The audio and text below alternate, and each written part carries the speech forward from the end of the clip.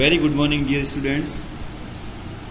9th और 10th class दोनों को हम कंबाइंड रूप से ही पढ़ा रहे हैं। जैसा कि टॉपिक हमारा चल रहा है उत्पत्ति एवं स्रोत के आधार पर शब्द के भेद, जिसमें थे तत्सम, तद्भव, देशज, विदेशज और निपात। इसमें सबसे पहला था संकर शब्द तत्सम और तद्भव, जिसको हमने पिछली क्लास में पढ़ा था। तत्सम का मैंने बताया था जो संस्कृत के शब्द क्या कहलाते हैं तत्सम, और हिंदी भाषा को क्या कहते हैं तद्भव। जो सारे शब्द हिंदी भाषा के, शुद्ध हिंदी भाषा के, उनको तो हम बोलेंगे तद्भव, और जो शुद्ध संस्कृत भाषा के उनको बोलेंगे अपन तत्सम शब्द। अब ध्यान से देखना बंधुओं, इसके पहला और दूसरा नियम अपन ने पढ़ा था। पहला नियम जो पढ़ा था, पहले नियम में था आपके स का स का हो रहा था ख, और त्र का त, ज्ञ का ज, श्र का स हो जाता था। और दूसरा नियम था अनुस्वार जो भी युक्त होते थे उनका, जैसे अनुस्वार होता था संस्कृत में और हिंदी में आते ही क्या हो जाता था तद्भव में आते ही उसका चंद्र बिंदु हो जाता था। अब है तीसरा नियम। तीसरा नियम में क्या है, जो न युक्त शब्द होंगे वो तो होंगे संस्कृत के तत्सम, और न होते ही क्या हो जाएंगे तद्भव। मेरी बात ध्यान सुनना, न का रहेगा तत्सम और न होते ही क्या हो जाएगा तद्भव। एग्जाम्पल देखो, जैसे मैंने लिखा कर्ण, इसका हो गया कान। अब ये आ कहां से है इसका आपको हेडेक नहीं लेनी, ये अभी आपके लिए इतना डीप जाने की जरूरत नहीं है। ये बहुत ग्रेजुएशन एमए पीजी का लेवल का है। तो उसमें क्या है, कर्ण का हो गया कान। तो ध्यान से देखना, कर्ण यानी ये न किस में बदल गया न में। अगला ध्यान से देखना, पर्ण, पर्ण का हो गया पान, यानी न किस में बदल गया न में। अगला हो गया चूर्ण, इसका हो गया चूरन, न किस में बदल गया न में। एक होता है देखो वणिक, वणिक में हो गया वनिया, जिसको आप बोलते हैं ना बनिया, वही वनिया बोलते हैं उसको। तो वणिक तो है तत्सम शब्द, और हिंदी भाषा यानी तद्भव में आते क्या हो गया वनिया। एक एग्जाम्पल और ले लेते हैं। अभी श्रावण का महीना चल रहा है, अभी अभी गया है, तो श्रावण उसको बोलते हैं अपन सावन। तो श्रावण तो बोलते हैं तत्सम में, और तद्भव में हिंदी भाषा में क्या बोलते हैं सावन। ये तो था आपका तीसरा नियम। अब अपन आते हैं चौथे नियम पे। जो य युक्त शब्द होते हैं, य युक्त शब्द कहलाते हैं तत्सम, और उनको तद्भव में कन्वर्ट करने पर यह का क्या हो जाता है ज। इसका सबसे पहला उदाहरण देता हूं मैं। सबसे जैसे आपने नदी गंगा, यमुना, सरस्वती, यमुना नदी। यमुना नदी को यमुना कहते हैं संस्कृत यानी तत्सम भाषा में। तद्भव में कन्वर्ट करते ही क्या हो जाएगा यह का ज, जमुना में कन्वर्ट हो जाएगा।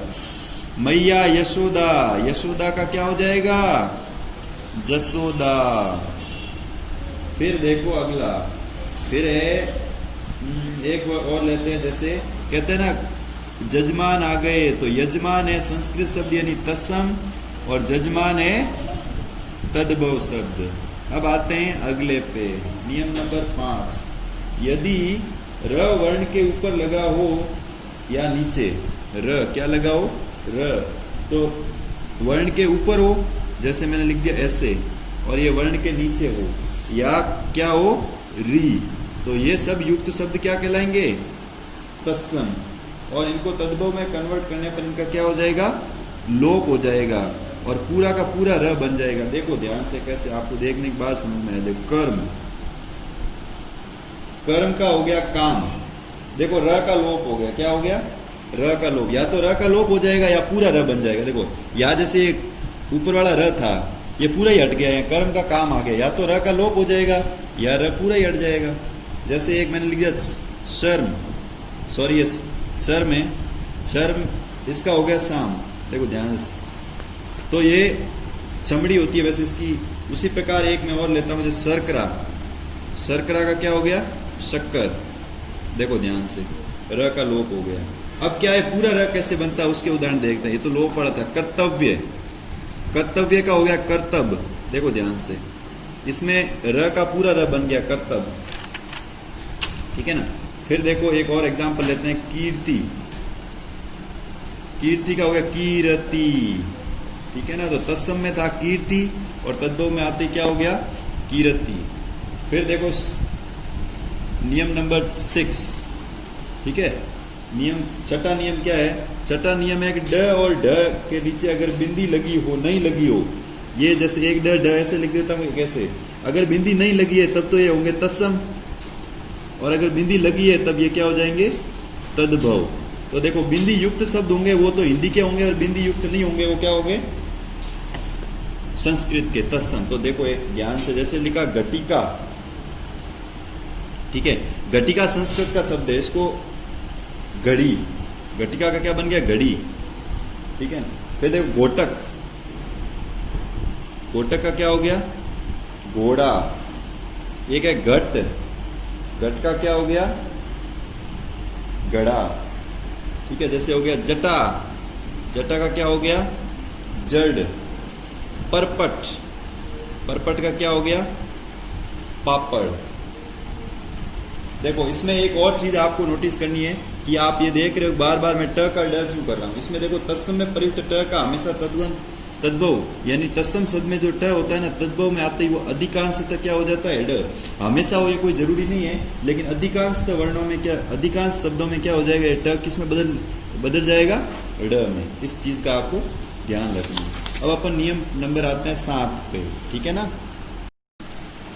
अब देखो नियम नंबर 7 में क्या है, देखो 7 में यदि अधूरा स, ये तालव्य स और दंत्य स, तालव्य स और दंत्य स अगर किसी शब्द के प्रारंभ में आ जाए, कब आ जाए, प्रारंभ में, तो ये हमेशा नहीं लेकिन अधिकांशतः क्या होंगे, तत्सम। और जब तद्भव में कन्वर्ट करेंगे तो जो तालव्य स है इसका दंत्य स हो जाएगा, और या इनका क्या हो जाएगा, लोप, यानी हट जाएगा। ध्यान से देखना वापस 7वां नियम, जैसे ये तालव्य स है और ये दंत्य स है, ठीक है ना।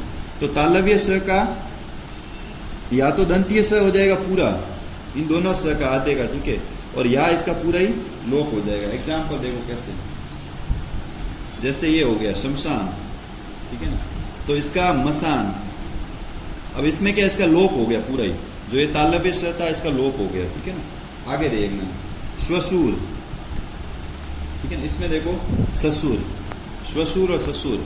अब देखो तत्सम में तो श्वशुर था, लेकिन तद्भव में आते ही इसका क्या हो गया, लोप हो गया, तालव्य स का लोप हो गया। अब एक मैं शब्द लिखता हूं श्रेष्ठी, और ये हो गया शेठ, श्रेष्ठी का। अब यहां आप देख रहे हो श्र, अब श्र नहीं है, ये श्र है क्या, हकीकत में ये है। श्र को अगर आप तोड़ोगे तो इसमें तालव्य स, आधा र और अ पूरा स्वर मिलेगा आपको। क्या है, 2 व्यंजन है, 1 स्वर है। तालव्य स तो इसमें भी है, तो ये सृष्टि सेठ में कन्वर्ट हो गया। इससे किस में कन्वर्ट हो गया, तालव्य स है वो दंत्य स में कन्वर्ट हो गया। एक और जैसे मैं लिखता हूं स्थान, स्थान होता है ना जगह, स्थान का हो गया थान, इस स का क्या हो गया, दंत्य स का लोप हो गया, सीधा ही थान लिख दिया। उसी प्रकार होता है स्थिति, स्थिति का हो गया थिति, देखो इसका लोप हो गया, ठीक है ना, थिति आ गया सीधा ही, खाली स का लोप होगा, ई का लोप नहीं हुआ है, देख लो, ठीक है। ये टॉपिक अपना था तद्भव और तत्सम। आज की सभा में बस इतना ही, अगली सभा करेंगे अगली क्लास में। जय हिंद, जय भारत।